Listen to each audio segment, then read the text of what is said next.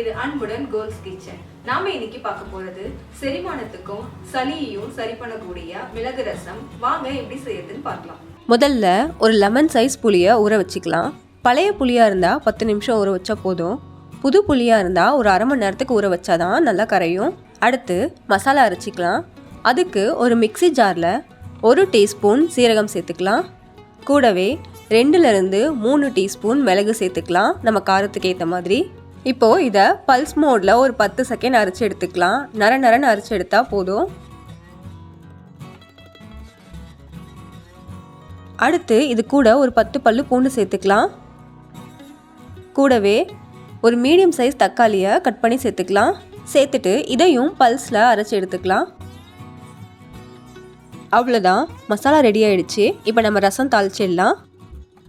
அதுக்கு ஒரு கடாய் சூடு பண்ணிக்கலாம். கடாய் சூடானதும் 1 டேபிள் ஸ்பூன் எண்ணெய் சேர்த்துக்கலாம். எண்ணெய் நல்லா சூடானதும் அரை டீஸ்பூன் கடுகு சேர்த்துக்கலாம். ஃப்ளேமை சிம்மில் வச்சு யூஸ் பண்ணலாம். கடுகு நல்லா பொடிஞ்சதும் கொஞ்சமாக கருவேப்பிலை சேர்த்துக்கலாம். கருவேப்பிலையை நல்லா மிக்ஸ் பண்ணி விட்டுட்டு 2 காஞ்ச மிளகாய் சேர்த்துக்கலாம்.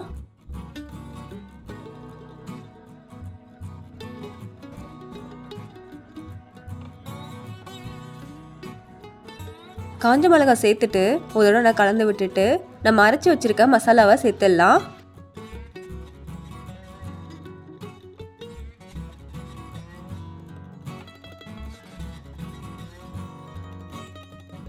கூடவே 1/4 டீஸ்பூன் மஞ்சள் தூள், 1/4 டீஸ்பூன் பெருங்காயத்தூள் சேர்த்து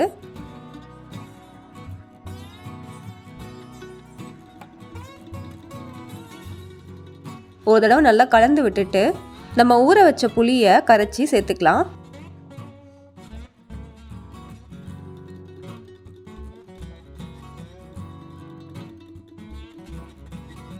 கூட மிக்ஸி ஜாரில் கொஞ்சமாக தண்ணி ஊற்றி அலசி சேர்த்துக்கலாம்.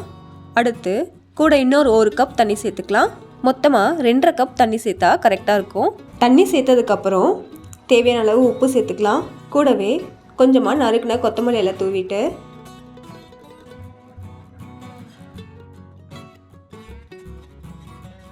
ஒரு தடவை நல்லா கலந்து விட்டுட்டு மூடி வச்சிடலாம். ரசம் நல்லா முறை கூடி வர வரைக்கும் இருக்கட்டும். ரசம் நல்லா கொதிக்கக்கூடாது.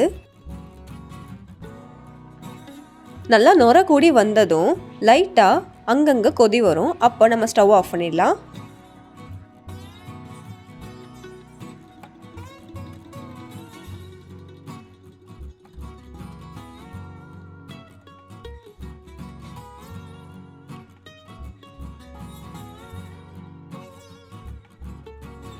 அவ்வளோதான், ரெடி ஆயிடுச்சு.